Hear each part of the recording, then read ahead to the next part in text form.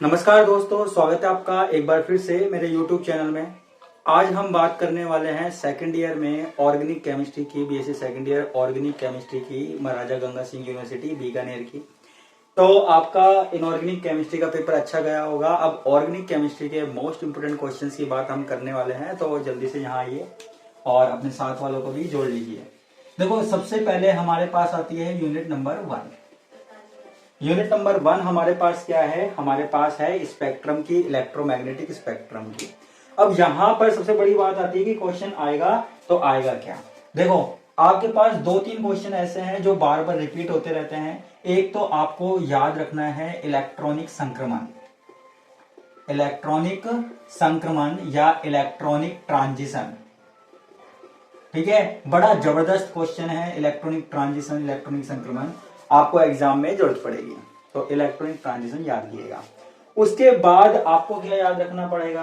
आपको याद रखना पड़ेगा यहाँ पे 5-6 छोटी छोटी डेफिनेशन है, छोटी छोटी परिभाषाएं हैं, उनको आपको याद रखना पड़ेगा।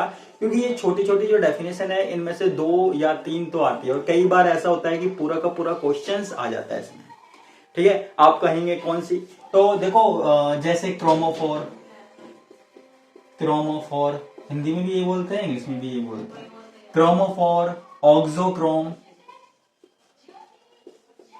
ठीक है, बैथोक्रोमिक शिफ्ट, बैथोक्रोमिक शिफ्ट, ठीक है। इसके अलावा और कौन से हैं और मैं बताता हूं आपको। हाइपरक्रोमिक, हाइप्सोक्रोमिक,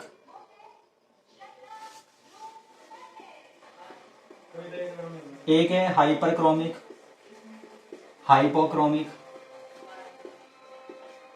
हाइपोक्रोमिक, और एक होता है हिप्सोक्रोमिक, क्रोमिक शिफ्ट। अब देखो, यहां पर 101% या 99% अगर आप कहें तो आपको एग्जाम में ये चीजें जरूर मिलेगी। आपको इलेक्ट्रॉनिक ट्रांजिशन मिलेगा, आपको क्रोमोफोर मिलेगा, ऑक्सोक्रोमो, बैथोक्रोमिक शिफ्ट, हाइपरक्रोमिक, हाइपोक्रोमिक और हिप्सोक्रोमिक। ये छोटे छोटे ऐसे टॉपिक है, आपको एग्जाम में जरूर मिलेंगे। ठीक है, कोई रोक ही नहीं सकता, ये एग्जाम में जरूर आते हैं। इनमें से हो सकता है 1 या 2 टॉपिक पूछे और हो सकता है इसमें से बड़ा क्वेश्चंस भी आपको दे दिया जाए। ठीक है, तो इसलिए आपको ये टॉपिक तो जरूर जरूर जरूर तैयार करने हैं, आपको कहीं छोड़ना ही नहीं है।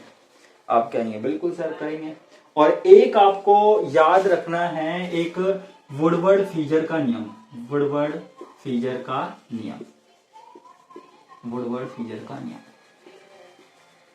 ठीक है, वैसे तो इसमें और भी क्वेश्चन है। अब देखो, वुडवर्ड फीचर नियम में क्या होगा, अगर आपको आता है तो आपको देखो कोई भी कंपाउंड दे दिया जाएगा, कोई भी कंपाउंड दे दिया जाएगा, जैसे मान लो ये दे दिया, और आपसे पूछेगा कि इसमें लैम्डा की वैल्यू याद करो, लैम्डा मैक्सिमम की वैल्यू याद करो। तो आपके पास 4-5 एग्जाम्पल हो सकते हैं दे दी जाए, या 1-2 एग्जाम्पल तो जरूर देगा। ठीक है, तो वुडवर्ड फीचर के नियम से लैम्डा मैक्सिमम याद करना, ये आपको 1 नंबर 2 नंबर का क्वेश्चन आपको मिलता रहता है, और अब की बार भी हो सकता है मिले। ठीक है, और आपको और बताता हूं, इसके अलावा आपको याद रखना है इसमें बियर-लैम्बर्ट नियम। बियर-लैम्बर्ट नियम याद रख लेना क्या है यार, अब नहीं आया तो थर्ड ईयर में आ जाएगा, सेकंड ईयर में आ जाता है, नहीं तो थर्ड ईयर में आ जाता है। तो आपको फर्स्ट यूनिट में ये टॉपिक तैयार करने हैं। देखो, आप बायो के हो या मैथ के हो, आपको ऑर्गेनिक केमिस्ट्री की रिएक्शन याद नहीं होती है तो टेंशन लेने वाली बात नहीं है। आपको इस पहली यूनिट पे जोर देना है, क्योंकि अगर ये पहली यूनिट हो गई आपकी तो आपके कम से कम 10 नंबर तो पक्के हैं। ठीक है, तो यहाँ पे फिर लाने कितने से? तो देखो, सिंपल सी चीज है, इसमें कोई रिएक्शन वाली बात नहीं है, कोई अभिक्रिया नहीं है, केवल क्या है, इलेक्ट्रॉनिक संक्रमण। और ये 6 टॉपिक है, छोटे छोटे से टॉपिक है यार, ऐसे मत सोचना बड़े बड़े टॉपिक है। 4-4, 5-5 लाइन के हैं, 2-2 नंबर के आ जाते हैं, 2-2, 2.5 नंबर के। तो ये bathochromic shift, hyperchromic, hypochromic, hypsochromic, ठीक है, ये 6 टॉपिक है। 6 में से 2 या 3 तो आते हैं, और हो सकता है 6 के 6 दे दिए जाए, लेकिन 3 या 2 तो आते हैं, डेफिनेटली पूछे जाते हैं। और यहां पर ये वुडवर्ड फीचर का नियम है, ये भी आप ध्यान रखना, और बियर-लैम्बर्ट का नियम। इसके अलावा आप और कुछ करो ही मत, छोड़ो। ठीक है, फालतू टेंशन मत लो, छोड़ो मत करो। ठीक है, तो ये आपके पास कौन सी यूनिट हो गई? फर्स्ट यूनिट हो गई। इसके बाद यूनिट नंबर आती है सेकंड। अब यूनिट नंबर सेकंड में देखो आपको दो पार्ट है, एक तो है एल्कोहल और एक यहाँ पे फिनोल। देखो सबसे पहली बात, दो बड़े बड़े पार्ट है ये, आपको दोनों पार्ट याद रखने की जरूरत नहीं है। आप इनमें से एक याद रख सकते हो, या तो एल्कोहल याद रख लो या फिनोल याद रख लो, जो आपको अच्छा याद होता है। ठीक है, अब एल्कोहल फिनोल की सीधी सी बात है, रिएक्शंस पूछी जाती है यहाँ पे। अब जैसे मान लो अल्कोहल है, अल्कोहल में आपको ज्यादातर जो क्वेश्चन पूछा जाता है वो पूछा जाता है एसिडिक नेचर का, अम्लीय प्रकृति। अम्लीय प्रकृति में कैसा क्वेश्चन पूछा जाएगा, आपको अल्कोहल और फिनोल का कंपैरिजन कराया जा सकता है कि कौन सा ज्यादा अम्लीय होता है, कौन सा कम होता है। ठीक है, इसके अलावा एक रिएक्शन है पिनाकोल, पिनाकोल मेरी फेवरेट रिएक्शन है, पिनाकोल पिनाकोलोन पुनर्विन्यास। ये रिएक्शन बहुत बार पूछी गई है, तो इसको तो छोड़ना ही मत, ये वाली जो अभिक्रिया है इसको कोई भी नहीं छोड़ेगा, करके आएगा। तो पिनाकोल पिनाकोलेन पुनर्विन्यास या रीअरेंजमेंट। ठीक है, इसके अलावा डाईहाइड्रिक और ट्राईहाइड्रिक के ऊपर आप शॉर्ट नोट आप पढ़ लीजिएगा, डाईहाइड्रिक और ट्राईहाइड्रिक के ऊपर। ठीक है, इसकी जो रिएक्शन है ग्लाइकोल ग्लिसरॉल, उनके बारे में आप पढ़ लीजिएगा, है ना। और देखो एक चीज बताता हूं, वैसे तो मैंने ये कम ही बताया है, लेकिन इसमें से कुछ भी पूछा जा सकता है। लेकिन एक बात मैं आपसे बोलूंगा भैया, कि जो नेमिंग रिएक्शन है ना, जो नाम वाली रिएक्शन है, वो ज्यादा रिपीट होती है, वो बहुत ज्यादा रिपीट होती है। ठीक है, तो नेमिंग रिएक्शन पे आप ज्यादा ध्यान देना, जो पिछले 3-4 सालों में नेमिंग रिएक्शंस आई हुई है उन पे ज्यादा फोकस करना। वैसे पिनाकोल पिनाकोलन बहुत बार आई है, बहुत बार। ठीक है, और एक आपके पास ऑक्सीडेटिव क्लीवेज, ऑक्सीकरणीय विदलन, ऑक्सीकरणीय विदलन, ऑक्सीडेटिव क्लीवेज, लेड एसीटेट वाला। कौन सा? लेड एसीटेट वाला और HiO4 वाला। ठीक है, दो है, HiO4 वाला और लेड एसीटेट वाला, तो ये आप थोड़ा सा ध्यान देना। अब कोई बोलता है कि मैं तो देखो भैया फिनोल पढ़ूंगा, फिनोल की रिएक्शंस पे ध्यान दूंगा, तो फिनोल में क्या है? देखो फिनोल में आपके पास नेमिंग रिएक्शन है, और बहुत बढ़िया मौका भी है। मान लो अल्कोहल नहीं पढ़ना चाहता, फिनोल पढ़ना चाहता, देखो एक ये एसिडिक नेचर तो दोनों का पढ़ना पड़ेगा, अल्कोहल और फिनोल का कंपेयर करा सकता है। ठीक है, आप चाहे कोई सा भी टॉपिक तैयार करें, या तो अल्कोहल या फिनोल, ये एसिडिक नेचर वाला पार्ट जरूर पढ़ना, क्योंकि ये दोनों को कंपेयरिंग में आ सकता है। ठीक है, ये पढ़ना जरूरी है। उसके बाद बात आती है फिनोल्स की। फिनोल्स में क्या देगा भैया? फिनोल्स में आपके पास नाम वाली जो रिएक्शन है ना, वो आपको याद रखनी है। एक तो थोड़ा सा आपको है ना एसिड स्ट्रेंथ जो मैंने अभी बताया वो, इसके अलावा आपको नाम वाली रिएक्शन, जैसे आपके पास है फ्रीज पुनर्विन्यास, फ्रीज रीअरेंजमेंट, या गाटरमान, भाई वाह, गाटरमान सिंथेसिस, ये याद रखना है। इसके अलावा होबेनहोस और लैडरर मेनासे, और एक राइमर टिमान। मैं गारंटी लेता हूं भैया, देखो ये जो 1 2 3 4 5 रिएक्शन है, इन 5 रिएक्शन में से मेरे हिसाब से 1 या 2 रिएक्शन तो आनी चाहिए, 1 रिएक्शन तो कंफर्म आएगी। ठीक है, 2 का नहीं कह सकता, लेकिन 1 रिएक्शन तो कंफर्म आएगी इस वाले पार्ट में। तो इसलिए फिनोल्स वाला करके जाएं, तो इसमें जरूर करके जाएं। एसिडिक प्रॉपर्टीज आपको दोनों की देखनी है, और फिनोल वाला अगर आप करते हो तो 1 2 3 4 5 रिएक्शंस आपको जरूर पढ़नी है, बिल्कुल डेफिनेटली आएगी। ठीक है, तो ये हमारे पास बात किसकी हो गई? ये हमारे पास बात हो गई 2 यूनिटों की। अब हम चलते हैं आगे।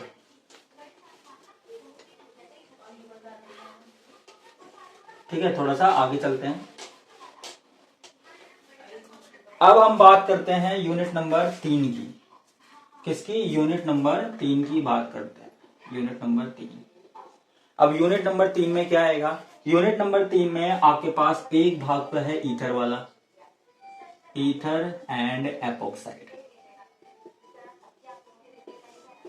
अब ईथर और एपोक्साइड में क्या पढ़ा जाए भैया? देखो कुछ ना कुछ तो आएगा। ठीक है, तो आपको क्या पढ़ना है यहां पर? एक तो देखो ध्यान से देखना, एक तो आपको पढ़ना है जीसल्स विधि। ठीक है, जो इसकी केमिकल रिएक्शन है उसमें। इसके अलावा आपको यहां पर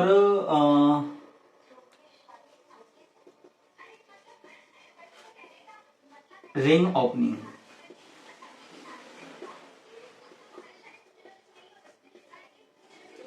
वलय का खुलना। ठीक है, ये दोनों जो फेवरेट है ना मेरे टॉपिक है। वैसे तो इसमें और भी टॉपिक है, इथर आप पढ़ोगे तो आपको 5-6 नंबर का कुछ ना कुछ मिल जाएगा, लेकिन फिर भी मेरे जो दो फेवरेट टॉपिक है, एक तो इसमें जीसल्स मेथड और एक है इसमें रिंग ओपनिंग, वलय का खुलना। अम्ल की और क्षार की उपस्थिति में वलय कैसे खुलती है वो, और एक जीसल्स मेथड, जीसल्स विधि आपको जरूर पढ़नी पड़ेगी भैया, देखो सीधी सी बात है। ठीक है, इसके अलावा छोटी छोटी सी रिएक्शन है इसमें, छोटी छोटी सी रिएक्शन है, 2-2 लाइन 3-3 लाइन की, वो रिएक्शंस आप देख लेते हो तो ज्यादा बढ़िया है, बिल्कुल देखना। ठीक है, लेकिन मैं तो देखो 2 टॉपिक बताता हूँ, इसके अलावा आप और टॉपिक देख लेना, इसकी केमिकल रिएक्शन देख लेना ईथर एपॉक्साइड की, लेकिन ये 2 टॉपिक तो आपको जरूर देखना है, शॉर्ट नोट में आ सकते हैं।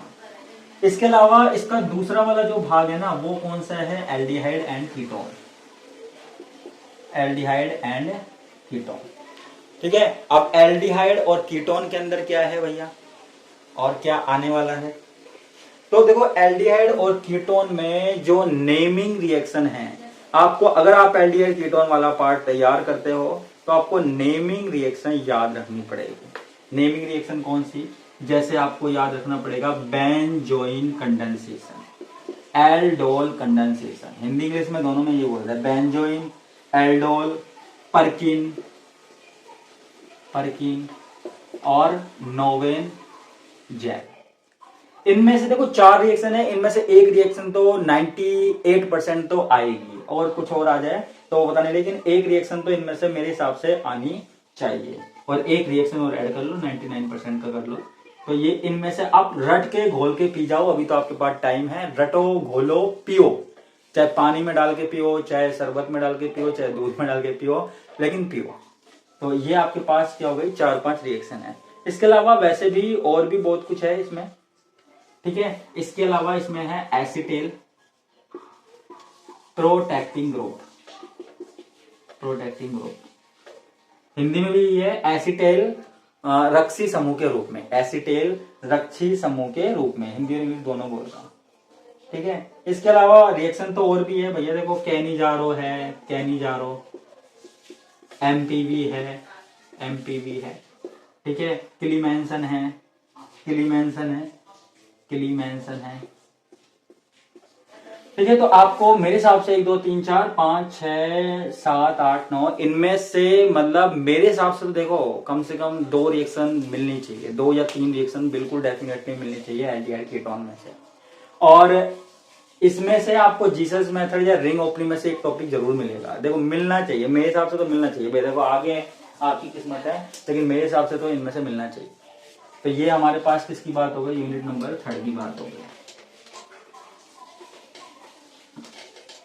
ज्यादा टॉपिक नहीं बता रहा, वैसे तो इसमें बहुत सारी चीजें हैं, लेकिन देखो नेमिंग रिएक्शन हमेशा से फेवरेट रही है, एग्जामिनर जो होता है उसकी, जो पेपर सेटर होता है उसकी नेमिंग रिएक्शन फेवरेट रही है।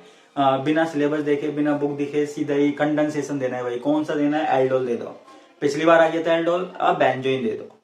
ठीक है, बेंजोइन आ गया, परकिन रिएक्शन दे दो, नोवन जेल दे दो। ठीक है, नोवन जेल आ गई, मैनिक दे दो। तो ये जो नेमिंग रिएक्शन है ना, ये एल्डिहाइड कीटोन में से जरूर आती है। एल्डिहाइड वाला कीटोन वाला पार्ट ऐसा है जिसमें से नेमिंग रिएक्शन आने के, ये लगा लो लगभग 99% चांस होते हैं कि एल्डिहाइड कीटोन में से ये पूछा जाए। ठीक है, उसके बाद हमारे पास है यूनिट नंबर 4। यूनिट नंबर 4 में 2 भाग है, कार्बोक्सिलिक एसिड और एक है कार्बोक्सिलिक एसिड डेरिवेटिव, डेरिवेटिव। अब देखो ये जो डेरिवेटिव वाला भाग है ना, इसको तो छोड़ो, हालांकि डेरिवेटिव वाले भाग की जो रिएक्शंस है, जो टॉपिक्स है, वो इसमें भी मिल जाएंगे कार्बोक्सिलिक एसिड में, लेकिन मेरे हिसाब से आपको इसको छोड़ देना चाहिए, इसको छोड़ो, डेरिवेटिव केवल कार्बोक्सिलिक एसिड पे ध्यान दो। ठीक है, अब इसमें भी आपको अलग अलग तरह की रिएक्शन मिलेगी, जैसे HVZ, हेल-वोलार्ड जेलिंस्की अभिक्रिया, ये रिएक्शन को पढ़नी है। ठीक है, उसके अलावा आपको यहाँ पे डी कार्बोक्सिलेशन,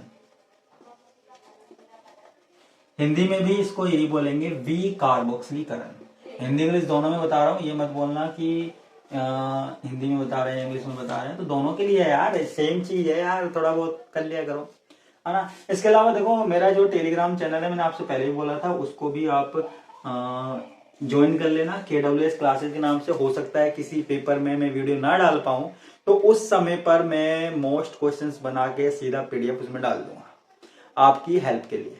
तो इसलिए KWS क्लासेज है, इसको ज्वाइन करना। टेलीग्राम पे है, ये टेलीग्राम पे चैनल है, और जो यूट्यूब पे आया है वो यूट्यूब चैनल तो भैया देखो सब्सक्राइब करके जाओ, ज्यादा से ज्यादा वीडियो को शेयर करो, इससे मैं और ज्यादा वीडियो बनाऊं यार, और ज्यादा मेहनत से बनाना चाहता हूं मैं, और ज्यादा अच्छा कंटेंट ला सकूं। ठीक है, आप वीडियो शेयर नहीं करते तो फिर बनाने का मन नहीं करता। ठीक है, इसके अलावा हमारे पास इस यूनिट में क्या है, 3 एसिड है। कौन कौन से, एक तो है मैलिक, एक है टार्टरिक और एक है सिट्रिक। अगर उसके मन में आ गई तो इन तीनों एसिड में से एक दे देगा। ठीक है, इन तीनों एसिड में से भैया एक देना है तो वो ये दे देगा कि इन तीनों में से एक एसिड दो, या तो सिट्रिक या टार्टरिक या मैलिक। ठीक है, ये। और एक शॉर्ट नोट अगर आप तैयार करना चाहो तो देख लो, डाई कार्बोक्सिलिक।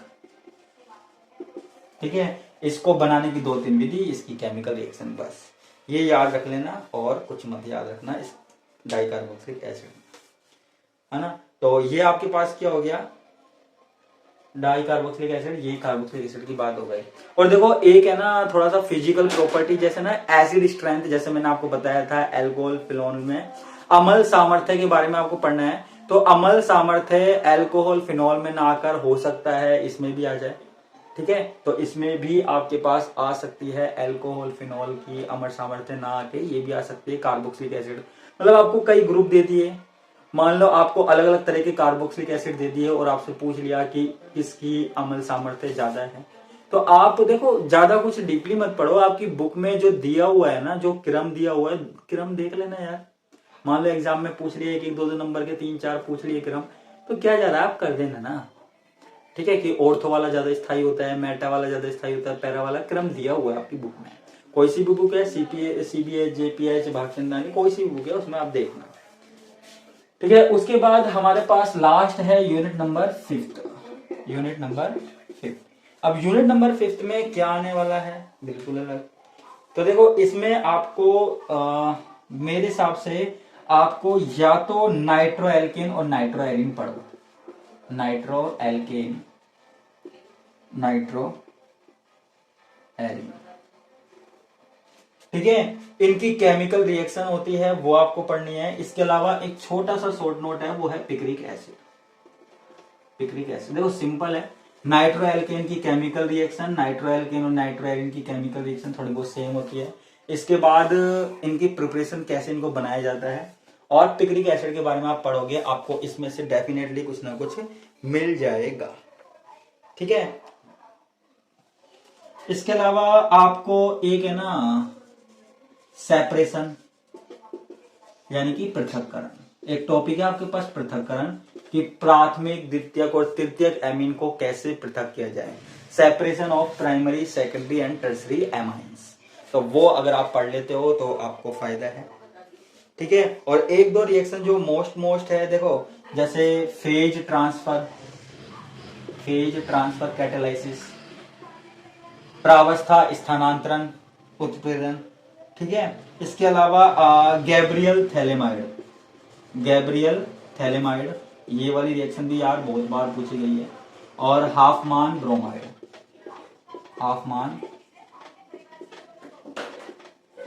ब्रोमाइड अभिक्रिया। तो ये रिएक्शन आपको देखनी है। और एक लास्ट है ना, लास्ट बता रहा हूं आपको, एजो रिएक्शन, एजो युग्मन अभिक्रिया। ठीक है, उन अभिक्रियाओं में एक बार प्रोडक्ट बनाते हुए देख लेना क्या क्या प्रोडक्ट बन रहा है, जो आपकी 5-6 रिएक्शंस दी हुई है। तो इस यूनिट में मैंने ज्यादा कुछ नहीं बताया, यूनिट बड़ी थी जब भी ज्यादा कुछ नहीं बताया, लेकिन ये जो सेपरेशन है, पृथक्करण है, इसके अलावा ये फेज ट्रांसफर कैटालिस्ट है, और ग्रेवियल थैलेमाइड है, हाफमान ब्रोमाइड है, एजो युग्मन है। तो ये आप देखना, ये टॉपिक इनमें से आपको मिल जाएगा। उसके अलावा देखो सारी यूनिटों में, second, third, fourth, fifth unit में थोड़ा बहुत जो कंपाउंड होते हैं कि किसकी अम्ल सामर्थ्य ज्यादा होती है, किसकी क्षारकता ज्यादा होती है, ये जो क्रम है ना एक बार देख जाना, क्योंकि हो सकता है एग्जाम में आपको 4-5 कंपाउंड देके पूछ ले जाए, इनका क्रम बताइए, क्योंकि आजकल ये छोटी छोटी चीजें ज्यादा पूछने लग गया है। तो ये भी आप देख जाना, है ना, ये मत छोड़ना। और वैसे भी मैंने ज्यादातर चीजें मोस्ट बताई है जो एग्जाम में आती है, कम से कम बताने की कोशिश किया है। लेकिन फिर भी अगर आपके पास टाइम बचता है तो हल्की फुल्की और चीजें भी देख लेना, क्योंकि ऑर्गेनिक केमिस्ट्री में रिएक्शन ऐसे ही कभी कहाँ से आ जाए कहाँ से आ जाए। इनऑर्गेनिक में थोड़ा सा अलग सिस्टम होता है, लेकिन ऑर्गेनिक में थोड़ा अलग है, तो इसलिए आप देखना। तो इसके अलावा और कोई भी अगर मैं हेल्प कर सकता हूँ तो आप मुझे जरूर बताना। ये मेरा टेलीग्राम चैनल है, आप कमेंट में भी बता सकते हो और इसको ज्वाइन कर लेना, आपको हेल्प मिलेगी। सेकंड ईयर में भी, अभी तो आपका थर्ड ईयर भी है, आपको इन्फॉर्मेशन मिलती रहेगी। तो आज मैं आपसे विदा लेता हूँ, धन्यवाद।